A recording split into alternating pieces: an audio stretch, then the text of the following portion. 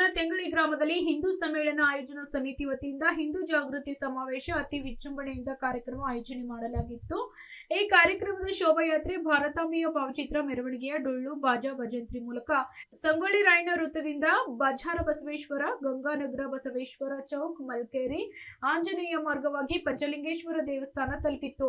ಈ ಕಾರ್ಯಕ್ರಮಕ್ಕೆ ಶ್ರೀ ಶಟಸ್ಥಲ ಬ್ರಹ್ಮ ಅಭಿನವ ಕಾರ್ತಿಕೇಶ್ವರ ಶ್ರೀಗಳು ದಿವ್ಯ ಸಾನ್ನಿಧ್ಯವನ್ನು ವಹಿಸಿದ್ರು. ಬೌದ್ಧಿಕರಾಗಿ ಅಶೋಕ್ ಪಾಟೀಲ್ ಜಿ ಆಗಮಿಸಿದ್ರು. ಅಧ್ಯಕ್ಷರಾಗಿ ವಿಶ್ವನಾಥ್ ಬಾಳದೆ ವಹಿಸಿಕೊಂಡಿರುವ ಜಗದೀಶ್ ಕೇಶ್ವರ್ ನಿರೂಪಣೆ ಮಾಡಿದ್ರು. ನಮ್ಮ ಮಕ್ಕಳಿಗೆ ಹಿಂದೂ ಸಂಸ್ಕೃತಿಯನ್ನ ಹಾಗೂ ಜೀವನ ಪದ್ಧತಿಯನ್ನು ತಿಳಿಸಿಕೊಡುವ ಜವಾಬ್ದಾರಿ ಎಲ್ಲ ಕುಟುಂಬದಿಂದ ಆಗಬೇಕಾಗಿದೆ ಅಂತ ವಿಶ್ವನಾಥ್ ಬಾಳದ್ ಹೇಳಿದ್ದಾರೆ. ಮಕ್ಕಳಿಗೆ ಭಗವದ್ಗೀತೆ ಕುರಿತು ತಿಳಿಸಿಕೊಡ್ಬೇಕಾಗಿದೆ. ಮಕ್ಕಳ ದಿನನಿತ್ಯದ ಚಲನವಲನದ ಕುರಿತು ನೋಡ್ಬೇಕಾಗಿದೆ. ನಮ್ಮ ತನವನ್ನ ಕಳೆದುಕೊಳ್ಳದೆ ಜಾಗೃತರಾಗಬೇಕಾಗಿದೆ. ಧರ್ಮ ರಕ್ಷಣೆ ಎಲ್ಲರೂ ಪಾಲ್ಗೊಳ್ಬೇಕು. ನಮ್ಮದಲ್ಲದ ಸಂಸ್ಕೃತಿಗೆ ಮಾರು ಹೋಗುವುದಕ್ಕಿಂತ ನಮ್ಮ ಸಂಸ್ಕೃತಿಯನ್ನ ಆಚರಿಸಬೇಕು. ಹಿಂದೂ ಸಮಾಜ ಜಾಗೃತರಾದ್ರೆ ಸಮರ್ಥ ಭಾರತ ನಿರ್ಮಾಣ ಆಗುತ್ತದೆ ಅಂತ ಅಶೋಕ್ ಪಾಟೀಲ್ ಹೇಳಿದ್ದಾರೆ. ಸ್ವಾಮೀಜಿಯವರು ಆಶೀರ್ವಚನ ನೀಡಿ ಭಾರತ ಹಿಂದೂ ರಾಷ್ಟ್ರ ಆಗಬೇಕು ಎಂಬ ಎಲ್ಲ ಸಂತರ ಕನಸು ಆ ನಿಟ್ಟಲ್ಲಿ ನಾವು ಬದುಕು ರೂಪಿಸಿಕೊಳ್ಬೇಕು ಅಂತ ಹೇಳಿದ್ದಾರೆ. ಚಂದ್ರಶೇಖರ್ ಏಲೇರಿ ವಂದನಾರ್ಪಣೆ ಮಾಡಿ ಕಾರ್ಯಕ್ರಮ ಮುಕ್ತಾಯ ಮಾಡಿದ್ರು. ನಂತರ ಎಲ್ಲ ಹಿಂದೂ ಕಾರ್ಯಕರ್ತರು ಹಾಗೂ ಊರಿನ ಗಣ್ಯ ವ್ಯಕ್ತಿಗಳು ಸೇರಿ ಪ್ರಸಾದ ಸೇವನೆ ಮಾಡಿದ್ರು. ಈ ಸಂದರ್ಭದಲ್ಲಿ ರೇವಶೆಟ್ಟಿ ತುಪ್ಪತ್, ಧನಂಜಯ್ ಕುಲಕರ್ಣಿ, ಸುಧೀರ್ ಕೇಶ್ವರ್, ಬಸವರಾಜ್ ಮಾಡ್ಬೋಳ್, ಮಲ್ಲಿಕಾರ್ಜುನ್ ಮಾಡ್ಬೋಳ್, ಶರಣ್ ಪೊಲೀಸ್ ಪಾಟೀಲ್, ಮಂಜುನಾಥ್ ಬರೆನ್, ವಿಜಯ್ ಕುಮಾರ್ ತಮನ್ಕುನ್, ಸಿದ್ದು ಪೂಜಾರಿ, ಫಕೀರಯ್ಯ ಸ್ವಾಮಿ, ಸ್ಥಾವರ್ ಮಠ್, ಮಹೇಶ್ ಪೂಜಾರಿ, ಹನುಮಂತರಾಯ್ ಬಾಳೆ, ಉಲ್ಲಾಸ್ ಎಡ್ಗಿ, ವಿಜಯ್ ಕುಮಾರ್ ತೊನ್ಸಳ್ಳಿ, ಶಿವಶಂಕರಯ್ಯ ಬಂಕಲ್ಗಿ, ಸುರೇಶ್ ತುಪ್ಪದ್, ವಿಶ್ವನಾಥ್ ಹಿಲ್ಲಾ, ಉಮಾದೇವಿ ಚಿಂಕ್ಟಿ ಮತ್ತು ಊರಿನ ಹಿಂದೂ ಮುಖಂಡರು ಉಪಸ್ಥಿತರಿದ್ದರು.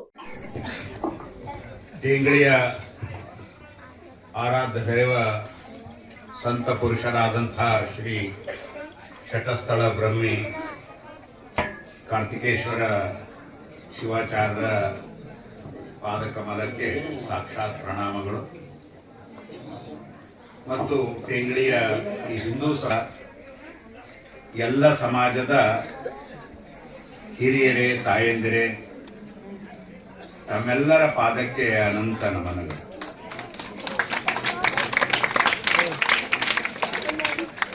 ಯಾಕೆಂದ್ರೆ ನಾನೊಂಥರ ಸುದೈವಿ. ನನ್ನ ಭಾಗ್ಯಕ್ಕೆ ಇವತ್ತು ತೆಂಗಳಿ ಊರಿಗೆ ಬರಲಿಕ್ಕೆ ನಿಶ್ಚಯ ಆಗಿದೆ. ಯಾಕೆ ನಾನು ಭಾಗ್ಯಶಾಲಿ ಅಂತಂದ್ರೆ, ತೆಂಗಳಿ ಗ್ರಾಮದಲ್ಲಿ 10 ಉತ್ಸವಗಳು ನಡೆದಿರಬೇಕು, 10 ಮೆರವಣಿಗೆಗಳು ನಡೆದಿರಬೇಕು,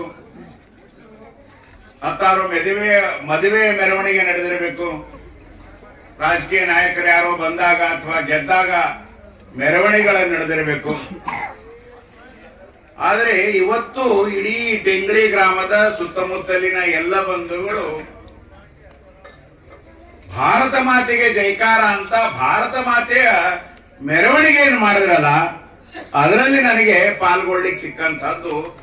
ಇಲ್ಲಿಂದ ನಾನು ಸುದೈವಿ ಅಂತ ವಿಶ್ವನಾಥ್ಜಿಯವರು ಹೇಳಿದ ಹಾಗೆ ತುಂಬಾ ಸನಾತನವಾದಂತಹ ಧರ್ಮ ನಮ್ದು ಹಿಂದೂ ಧರ್ಮ.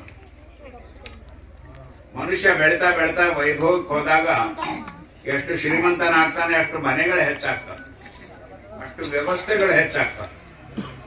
ಅದೇ ರೀತಿ ನಮ್ಮ ಸಮಾಜ ಬೌದ್ಧಿಕವಾಗಿ, ವೈಚಾರಿಕವಾಗಿ ಜಗತ್ತಿನ ಕಲ್ಯಾಣಕ್ಕಾಗಿ ಬೆಳೆದು ಹೊರಟಾಗ ನಮ್ಮಲ್ಲೇ ಕೆಲವೊಂದು ವಿಶಾಲತೆಯಲ್ಲಿ ಕೆಲವೊಂದು ಬೇರೆ ಬೇರೆ ರೂಪಗಳು ತಳೆದು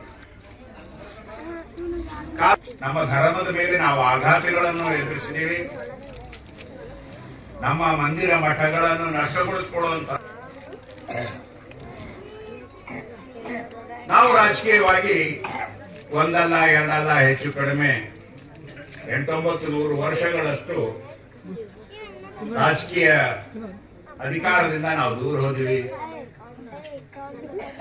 ಆದ್ರೆ ನಾವಿರ್ಲಿಲ್ಲ ಅಂದ್ರೂ ನಮ್ಮ ತಂದೆಯವರು ಅಥವಾ ನಮ್ಮ ಮನೆಯಲ್ಲಿ ಹುಟ್ಟಿದಂಥವ್ರು ಎಲ್ಲರೂ ಕೂಡ ಈ ದೇಶಕ್ಕೆ ಸ್ವಾತಂತ್ರ್ಯ ಬಂದಿದ್ದು ಅವರು ನೋಡಿದ್ದಾರೆ.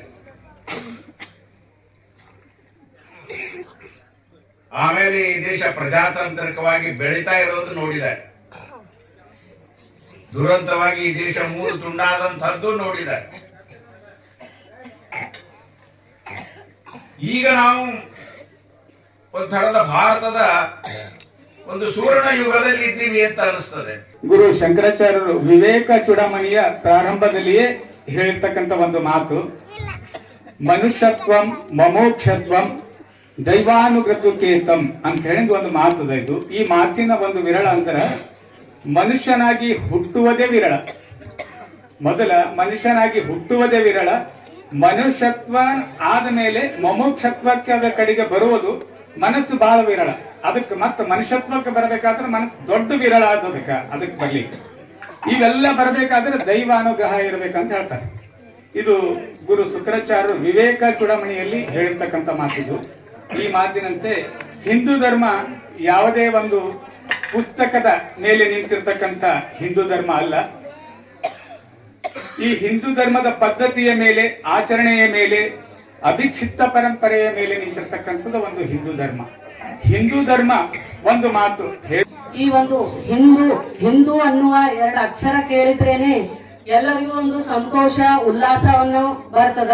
ಅದೇ ರೀತಿಯಾಗಿ ನಾವು ಹಿಂದೂ ಧರ್ಮದಲ್ಲಿ ಹುಟ್ಟಿವಿ ಅಂದ್ರೆ ನಮ್ಮ ಬಹಳ ಹೆಮ್ಮೆ. ಈಗ ಹಿಂದೂ ಧರ್ಮ ಬಹಳ ಪವಿತ್ರವಾದ ಧರ್ಮ, ಸನಾತನ ಆದಿ ಕಾಲದಿಂದಲೂ ಬಂದಂತ ಧರ್ಮ. ಈ ಧರ್ಮವನ್ನು ಅಳಿಸಲು ಯಾರಿಂದಲೂ ಸಾಧ್ಯವಿಲ್ಲ. ಏಕೆಂದರೆ ನಮ್ಮ ಹಿಂದೂ ಧರ್ಮದಲ್ಲಿ ಒಗ್ಗಟ್ಟಿದೆ. ಈ ಒಂದು ಸಮಿತಿಯ ಉದ್ದೇಶ ಏನಪ್ಪಾ ಅಂತಂದ್ರ, ಇದು ಒಂದು ಯಾವುದೇ ಪಕ್ಷದ ಪರವಾಗಿ ಹೋಗುವ ಉದ್ದೇಶ ಅಲ್ಲ, ಯಾವುದೇ ಒಬ್ಬ ನಾಯಕನ ಹಿಂದೆ ಬೆನ್ನತ್ತುವುದು ಉದ್ದೇಶವಲ್ಲ. ಏನಪ್ಪಾ ಅಂದ್ರ ಈ ನಮ್ಮ ಸಮಿತಿಯಲ್ಲಿ ಮೇಲು ಕೀಳೆನ್ನದೆ, ಜಾತಿ ಭೇದವೆನ್ನದೆ, ದೀನ ದಲಿತರೆನ್ನದೆ ನಾವೆಲ್ಲರೂ ಸರಿಸಮಾನರು, ನಾವೆಲ್ಲರೂ ಒಗ್ಗಟ್ಟಿನಿಂದ ಇರಬೇಕು. ಒಗ್ಗಟ್ಟಿನಿಂದ ಇದ್ದರೆ ನಮ್ಮ ಹಿಂದೂ ಧರ್ಮವನ್ನು ಉಳಿಲಿಕ್ಕೆ ಸಾಧ್ಯ ಅಂತ ಹೇಳಕ್ ಇಷ್ಟಪಡ್ತೀನಿ. ಅದೇ ರೀತಿಯಾಗಿ ಒಮ್ಮೆ ವಾಜಪೇಯಿ ಅವರು ಹೇಳಿದ್ರು, ನಾವು ಹಿಂದೂಗಳು ಬಹಳ ಬಲಿಷ್ಠವಾದವರು, ನಾವು ದೇಶವನ್ನು ಆಳ್ತೀವಿ, ರಾಜ್ಯವನ್ನು ಆಳ್ತೀವಿ, ಅಷ್ಟೇ ಅಲ್ಲ ಇಡೀ ರಾಷ್ಟ್ರ ಕೂಡ ಆಳ್ಬಹುದು. ಆದ್ರೆ ವಿಪರ್ಯಾಸ ಏನಪ್ಪಾ ಅಂದ್ರೆ ನಮ್ಮ ಹಿಂದೂಗಳಲ್ಲಿ ಒಗ್ಗಟ್ಟು ಕಮ್ಮಿದೆ. ಅದರ ಸಲುವಾಗಿ ನಾವು ಬಹಳ ಹಿಂದುಳಿದೀವಿ ಅಂದರು. ಅದೇ ರೀತಿ ಸಾವರ್ಕರ್ ಅವರು ಸಹ RSS ನಲ್ಲಿ ಹೇಳಿದ್ರು. ಸಾವರ್ಕರ್ ಸರ್ ಅವ್ರೇನಪ್ಪಾ ಅಂತ ಹೇಳಿದ್ರಂದ್ರ, ಅವರು ಬೇರೆ ದೇಶದಿಂದ, ಪರಕೀಯ ದೇಶದಿಂದ ಬಂದಂತ ಹಿಂದೂಗಳನ್ನು ನಾನು ನಂಬುತ್ತೀನಿ, ಆದ್ರೆ ನಮ್ ದೇಶದಾಗೆ ಇದ್ದು ನಮ್ ಜೊತೆನೆ ಇರ್ತಾರಲ್ಲ, ನಮ್ ಬಗ್ಗೆ ಬೇರೆ ಬೇರೆ ಮಾತಾಡೋರು ಅಂತವ್ರನ್ನ ನಂಬಲ್ಲ ಅಂತ ಸಾವರ್ಕರ್ ಅವರು ಕೂಡ ಹೇಳಿದ್ರು. ನನ್ಗೆ ಇಂತ ನಮ್ ದೇಶದಾಗಿದ್ದಂತ ಹಿಂದೂಗಳನ್ನ ನೋಡಿದ್ರೆ ಭಯ ನಮ್ಗ ಅಂದ್ರು. ಯಾಕಪ್ಪ ಅಂತಂದ್ರೆ ನಮ್ಮಲ್ಲಿ ಒಗ್ಗಟ್ಟಿಲ್ಲ ಅಂದ್ರೇನು ಪೂರ್ತಿಯಾಗಿ ಆತರ ಇಲ್ಲ. ಈಗ ಒಗ್ಗಟ್ಟಿದ್ರೇನೆ ನಮ್ದು ರಾಮ ಮಂದಿರ ನಿರ್ಮಾಣವಾಗ್ಯದ. 1400 ವರ್ಷಗಳ ಕಾಲ ನಮ್ಮ ಹಿಂದೂ ಹೋರಾಟದ ಪ್ರತಿಫಲ ರಾಮ ಮಂದಿರ ನಿರ್ಮಾಣ ಆಗ್ಯದ. ಆ ರಾಮ ಮಂದಿರ ನಿರ್ಮಾಣ ಆಗ್ಬೇಕಾದ್ರೆ ಸುಮ್ಮನೆ 1400 ವರ್ಷಗಳ ಕಾಲ ನಾವು ಹಿಂದೂಗಳು ಹೋರಾಟ ಮಾಡಿವಿ. ಅದೇ ರೀತಿಯಾಗಿ 1400 ತಲೆಮಾರುಗಳು ಹೋಗ್ಯಾವ. ಅದರ ಪ್ರತಿಫಲ ನಮ್ದು ರಾಮ ಮಂದಿರ ನಿರ್ಮಾಣ ಆಗ್ಯದ. ಅದೇ ರೀತಿಯಾಗಿ ನಾವು ಕೂಡ ಇನ್ ಮುಂದೆ ಒಗ್ಗಟ್ಟಿನಿಂದ ಇದ್ರ ನಮ್ಮ ಹಿಂದೂ ಧರ್ಮ ಉಳಿತದ. ಎಲ್ಲಾ ಒಂದು ಈ ಸಮಿತಿದಾಗ ಏನಪ್ಪಾ ಅಂದ್ರ ಯಾರ ಪರವಾಗಿ ವೈಯಕ್ತಿಕವಾಗಿ ವಿರುದ್ಧವಾಗಿ ನಿಂದ್ರದಿಲ್ಲ. ಎಲ್ಲರೂ ಸರಿಸಮಾನರು, ನಾವೆಲ್ಲರೂ ಒಗ್ಗಟ್ಟಿನಿಂದ ಇರಬೇಕು. ನಮ್ಮ ಹಿಂದೂ ಪ್ರಸಾದ್ ಹಳ್ಳಿ, SSV TV ನ್ಯೂಸ್, ಕಾಳಗಿ.